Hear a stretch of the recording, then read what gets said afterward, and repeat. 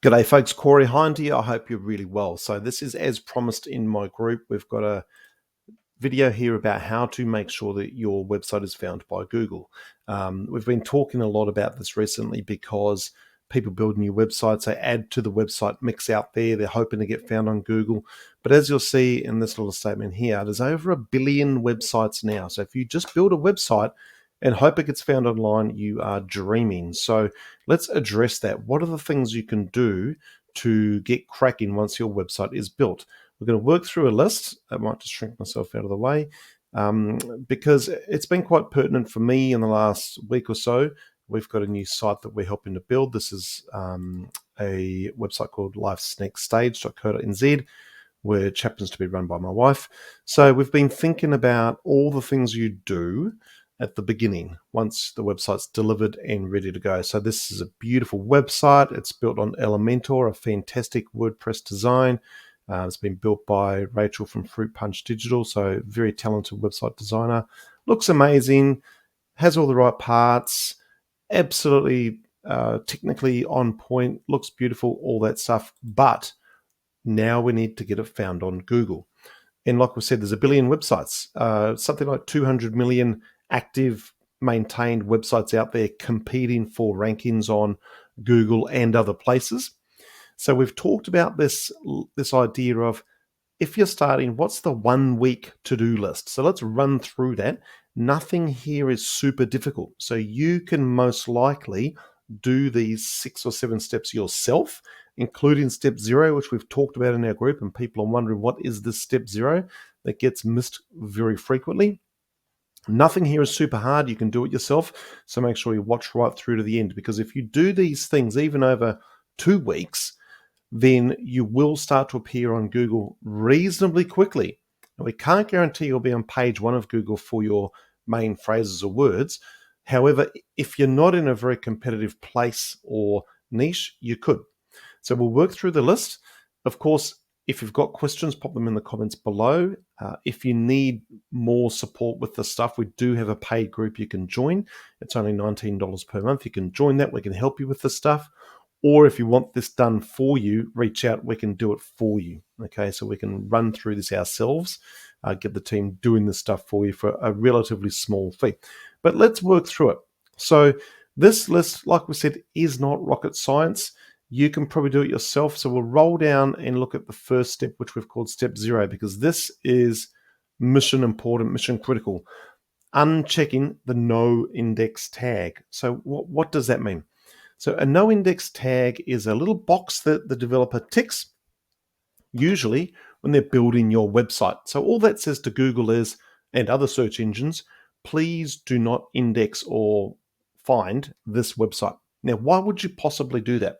Well, it could be because you're just building the website. So in this context of this training, it's usually because the developer is building the website and wants to test out lots of parts of the website, and they simply forget to go back and untick it. Okay, now we see this really, really frequently. We've seen it twice in the last 6 days when people come our way and ask for help with their websites. And it's about a 1-minute task. Once you know where to go on the website to untick that box, you're done. And then you re-index your site through Google Search Console, and it's happy days.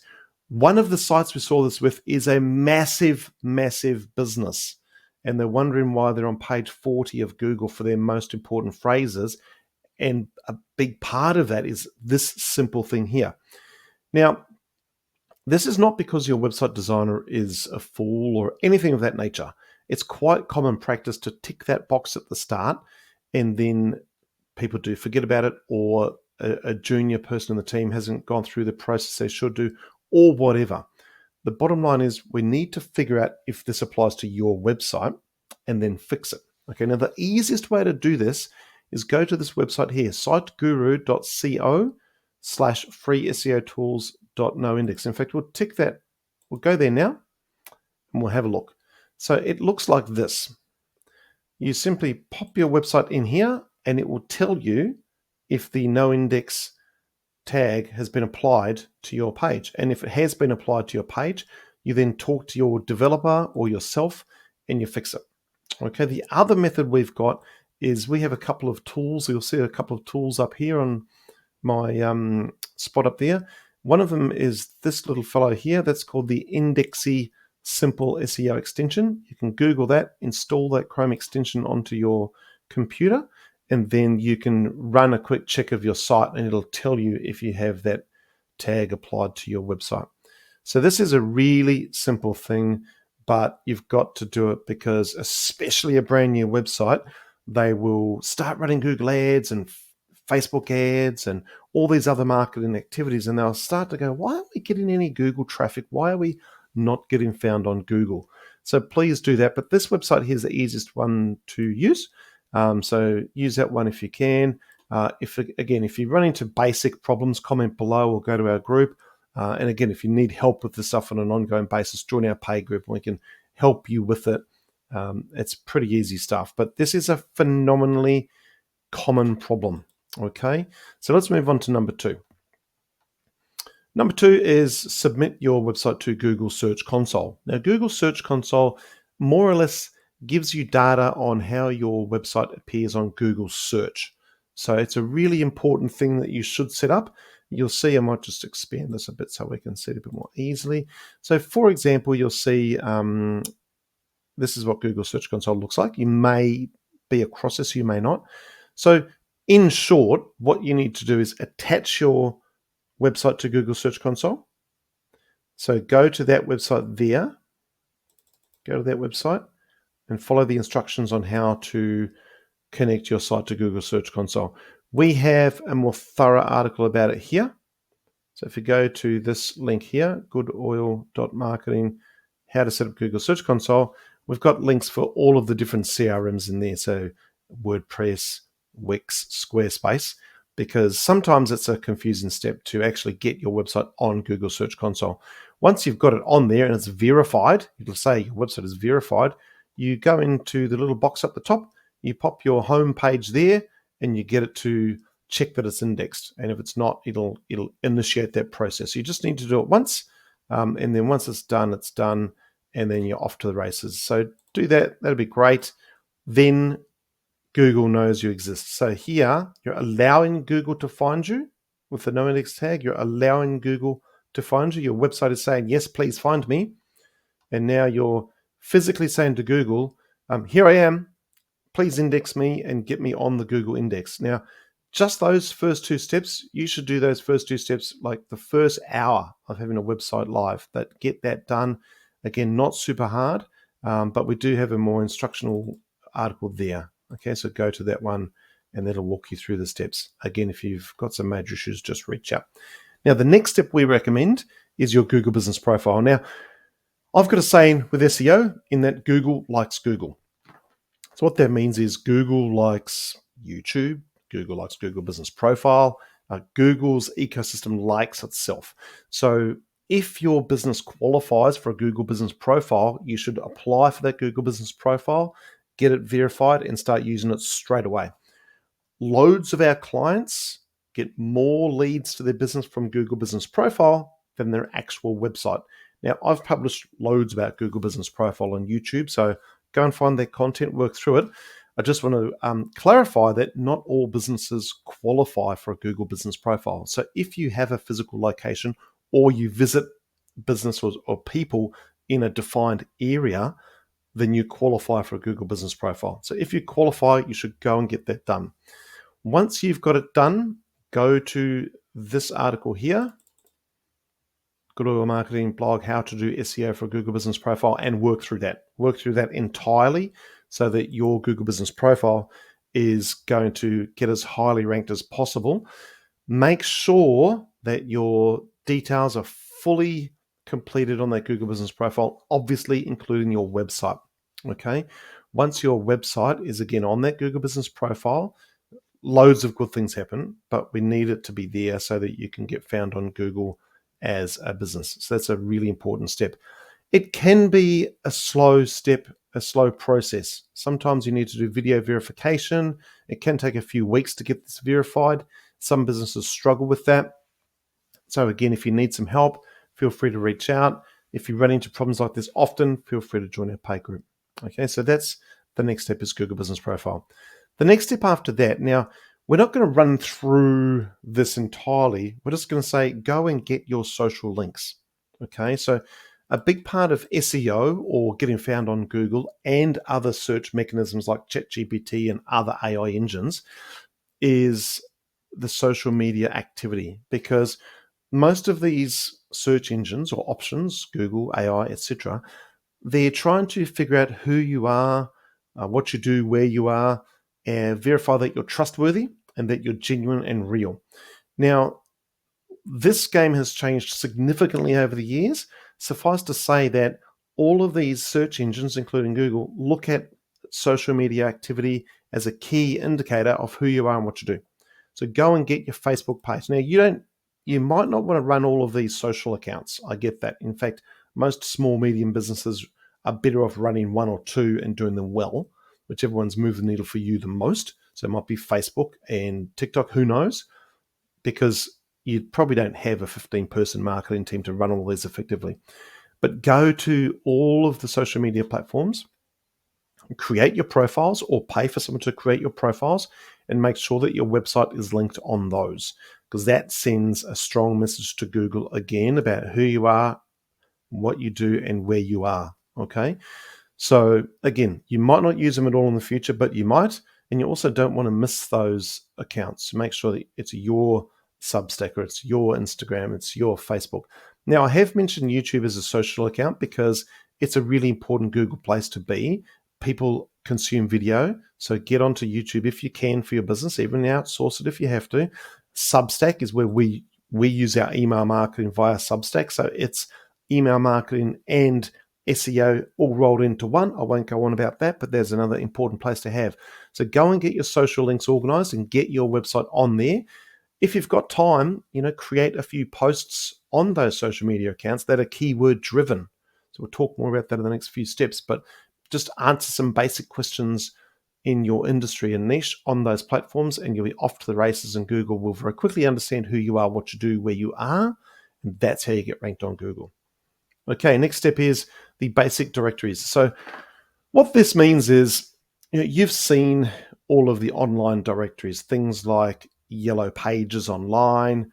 There's a whole bunch of business directories that are out there. They're all website-based directories, like the Yellow Pages used to be in the old days. Google Business Profile is a directory. There's Neighborly, there's Yelp. I'm not going to go through them, but it is important to get on there because Google's looking for authoritative places that mention your business, have a backlink to your business, and also mention your name, address, and phone number so they can verify where you are, what you do, all that stuff. So the easiest way to do that, and this is important, you don't need to list your business on 200 of these. You just need the most important ones. I usually say to people, in fact, I've set it down here, aim for at least 10. 10 to 20 is all you need to do. So if you're in Australia, New Zealand, or the USA, which is most of my listeners, go and get this one here, coreyhine.gumroad.com, backlinks, the ultimate free backlinks list. You go there, you grab that for free, and it's got all the links in there. You just click on the link, it takes you to the submission page, and you can spend about an hour getting those done, or you can outsource it or pay one of our guys to do it. But this is an important step. Okay, we've done this for many businesses, and usually it will push their rankings up Google significantly very quickly. Okay, so Google, again, is looking for trust signals from around the internet. Who are these people? What do they do? Where are they? And they look at the social media. They look at the directories. So go and get those done. If you're outside of these countries, just go to ChatGPT and say, hey, please list for me the most useful business directories for my business in this country. And it'll give you a whole bunch of them as well. So you've heard of most of them, Fipal, Silex. There's a whole bunch. Aside from that, there are some extras too. I would suggest you use the map ones as well, like Bing Maps, Apple Maps, and Waze. Go and find those ones as well. I haven't mentioned that enough in this document, but you should get on all those map ones as well, not just Google Business Profile, aka Google Maps, Bing as well, Apple, and Waze. All of those location-based ones, again, send really strong signals. The next one is to define a bullseye phrase. Now, We've got a really old, crappy video. The link is down here, but the information is gold. So a bullseye phrase basically means what's that one thing that will move the needle for your business online? For example, a cafe in your suburb, or a mechanic in your area, or gym near me. Like, what's the basic thing that people search when looking for your business? We've got an example here. If you're a mortgage broker in Auckland, it's going to be Mortgage Broker Auckland. If you're a personal training gym in Wellington, it's going to be Personal Training Wellington. A really basic, obvious phrase.